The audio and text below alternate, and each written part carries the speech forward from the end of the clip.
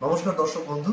তো আজ আমি আপনাদের সামনে জেন টেকনোলজি বলে ডিফেন্স সেক্টরে একটি শেয়ার নিয়ে আলোচনা করব। আমরা বহু ধরনের ডিফেন্স কোম্পানি দেখেছি এবং ডিফেন্স এই সময়ের জন্য ভারতের জন্য খুব গুরুত্বপূর্ণ, কারণ আমরা দেখতে পাচ্ছি সারা পৃথিবীতে এখন যুদ্ধ বিগ্রহের সংখ্যা খুব বেড়ে চলেছে। সুতরাং সব দেশই চাইছে তাদের ডিফেন্স সিস্টেমকে কিন্তু শক্তিশালী করতে। এবার দু ধরনের ডিফেন্স কোম্পানি আমরা মূলত দেখেছি। এক ধরনের ডিফেন্স কোম্পানি হচ্ছে কন্ট্রাক্ট ম্যানুফ্যাকচারার। কন্ট্রাক্ট ম্যানুফ্যাকচারার কাদের বলে? যারা নিজেরা কোনো ডিজাইন তৈরি করে না, তাদের যে ক্লায়েন্ট থাকে তাদেরকে ডিজাইন দিয়ে দেয় এবং তারা সেই ডিজাইন অনুযায়ী ম্যানুফ্যাকচার করে দেয়। এবং দ্বিতীয় ধরনের কোম্পানি যেটা, তারা হচ্ছে সম্পূর্ণ এন্ড টু এন্ড, তারা ডিজাইন থেকে শুরু করে ম্যানুফ্যাকচারিং থেকে শুরু করে অ্যাসেম্বলি থেকে শুরু করে সমস্ত কিছু করে। জেন টেকনোলজি হচ্ছে এই দ্বিতীয় ধরনের কোম্পানি, যারা সম্পূর্ণভাবে ডিজাইন থেকে শুরু করে ম্যানুফ্যাকচারিং থেকে শুরু করে অ্যাসেম্বলি, এই তিনটেই তারা করে থাকে এবং তাদের কাছে সম্পূর্ণভাবে ইন্টেলেকচুয়াল প্রপার্টি আছে। কেন এই ইন্টেলেকচুয়াল প্রপার্টি থাকাটা গুরুত্বপূর্ণ? কারণ আমরা জানি, আমরা এখন মেক ইন ইন্ডিয়া বা আত্মনির্ভর ভারতের কথা বলছি। তো আত্মনির্ভর ভারত যদি হতে হয়, যেটা আমাদের প্রধানমন্ত্রীর স্বপ্ন, আত্মনির্ভর ভারত হতে গেলে কিন্তু আমাদের ডিফেন্সের পেছনে কিন্তু নিজেদের ইন্টেলেকচুয়াল প্রপার্টি তৈরি করতে হবে।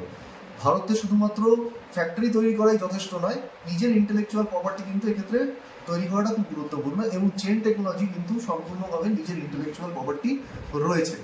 এবং যেহেতু কোম্পানি সম্পূর্ণভাবে একদম ডিজাইন থেকে শুরু করে অ্যাসেম্বলি সমস্ত কাজ নিজেরাই করে, সেই জন্য কোম্পানির কিন্তু একটি হাই মার্জিন কোম্পানি কিন্তু হাই মার্জিন তৈরি করে। জেনারেলি যারা কন্ট্রাক্ট ম্যানুফ্যাকচারিং করে, অর্থাৎ যাদেরকে ক্লায়েন্ট ডিজাইন দিয়ে দেয় এবং তারা শুধুমাত্র ম্যানুফ্যাকচারিং করে হ্যান্ড ওভার করে, সেক্ষেত্রে কিন্তু অতটা মার্জিন থাকে না।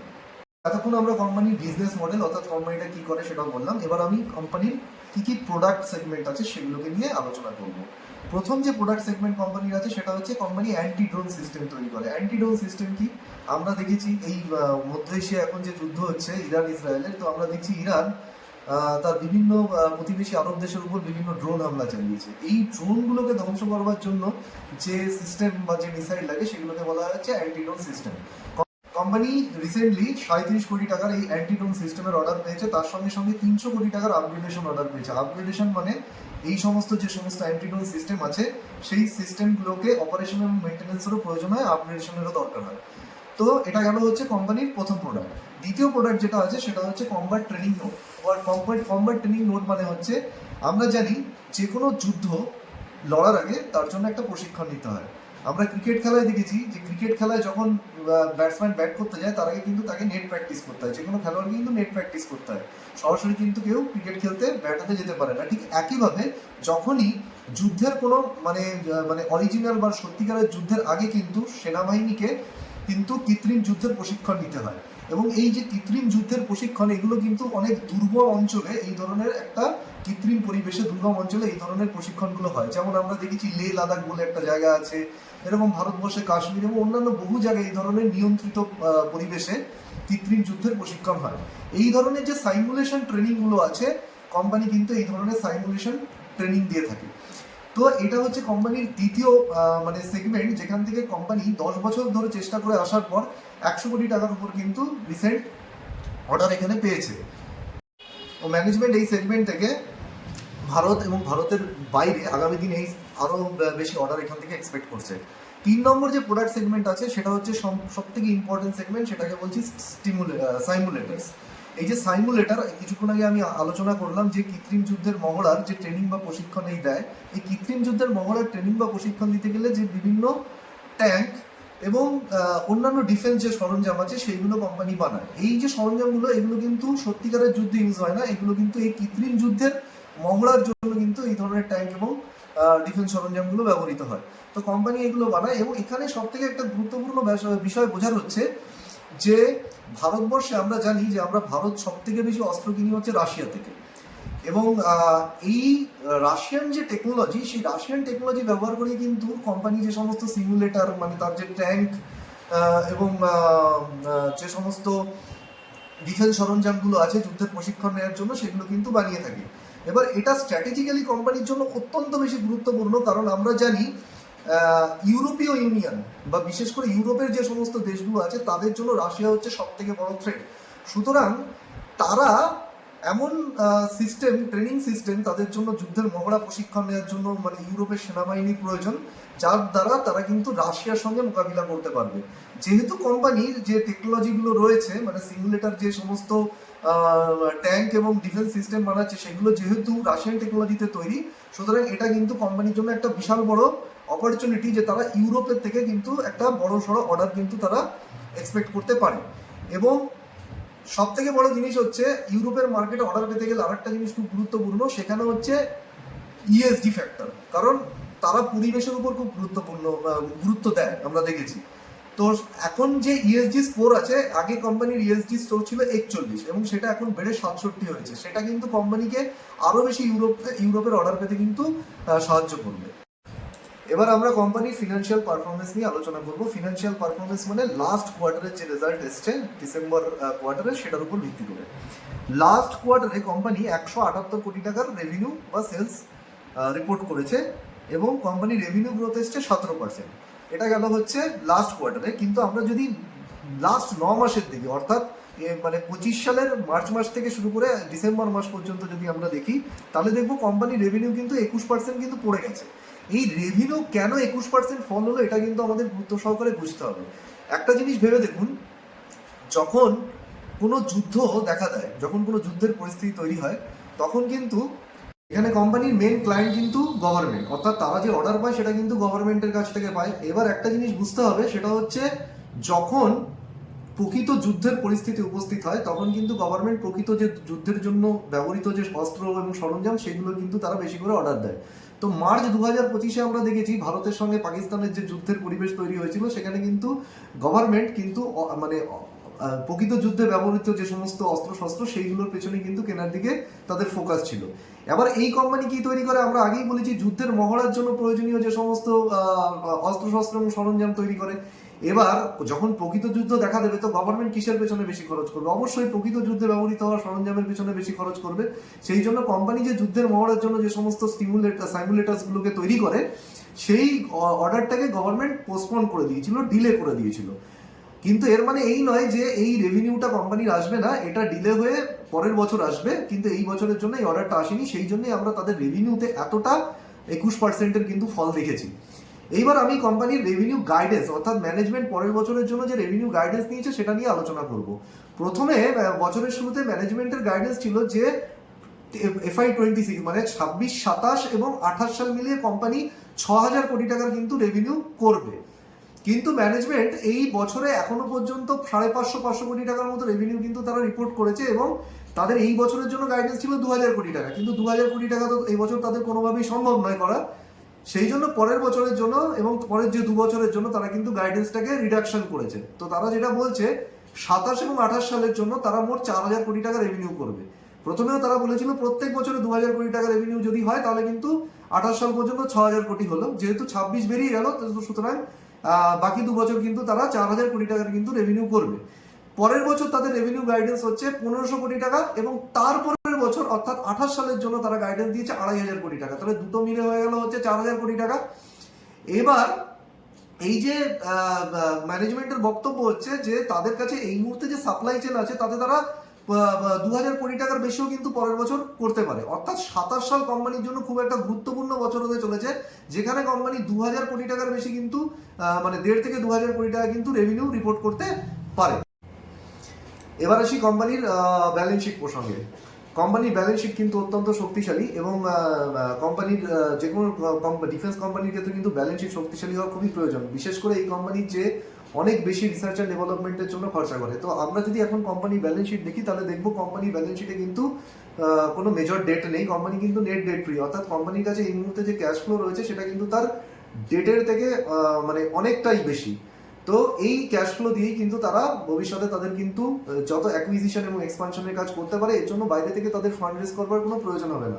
মূলত যে 1188 কোটি টাকা তারা মূলত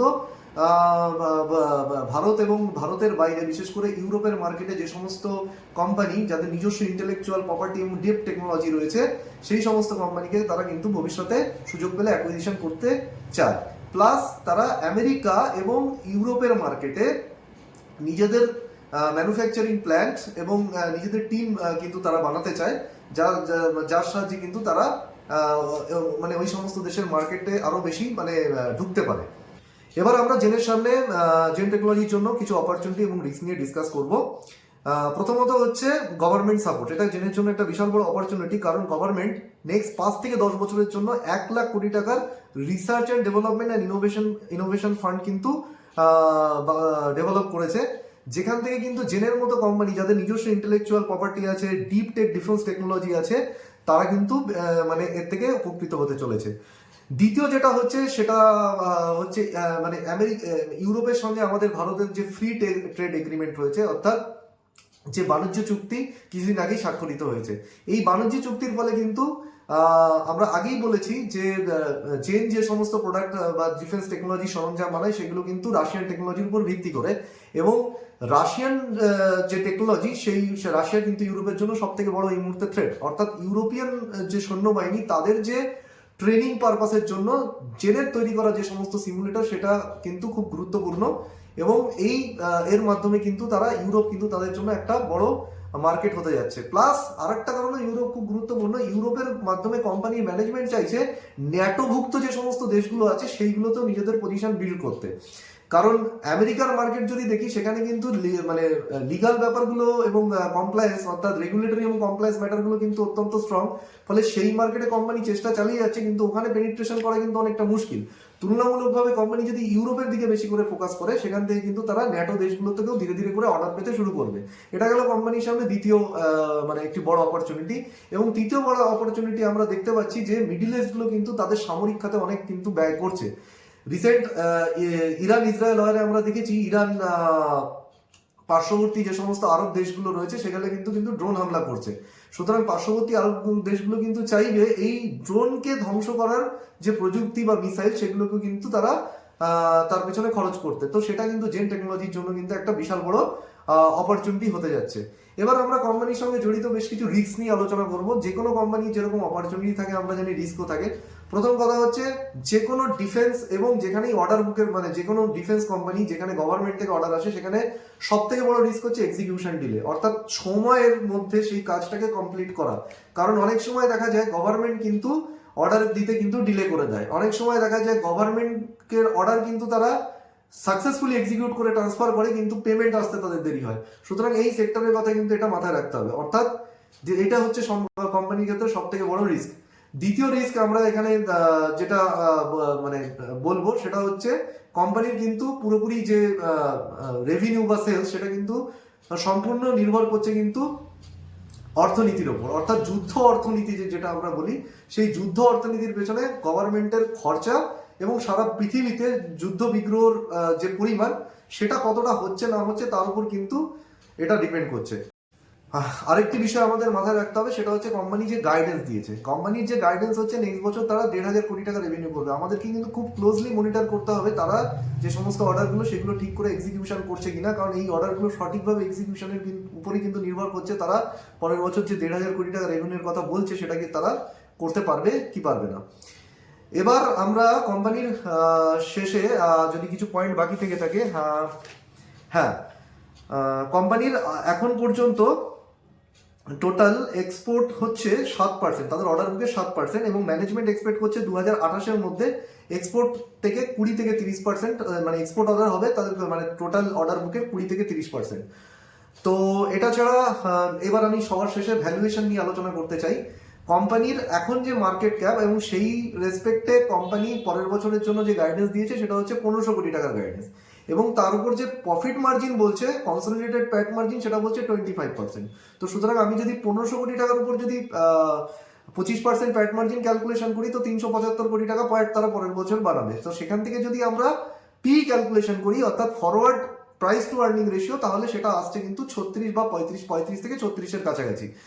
এখন কোম্পানির যে পি চলছে সেটা কিন্তু 50-এর বেশি। সুতরাং আমরা দেখতে পাচ্ছি যদি আমরা 27 সালের রেসপেক্টে ভাবি তাহলে কিন্তু এখানে কিন্তু একটা অপরচুনিটি রয়েছে, মাঝারি অপরচুনিটি রয়েছে। কিন্তু আমরা যদি 28 সালের রেসপেক্টে ভাবি যেখানে কোম্পানি 4,000 কোটি টাকা রেভিনিউ মানে প্রজেকশন করছে, তার রেসপেক্টে যদি আমরা পি ক্যালকুলেশন করি তাহলে কিন্তু পিটা কিন্তু রিজনেবল হয়ে যাবে, 20 নিচে নেমে আসবে।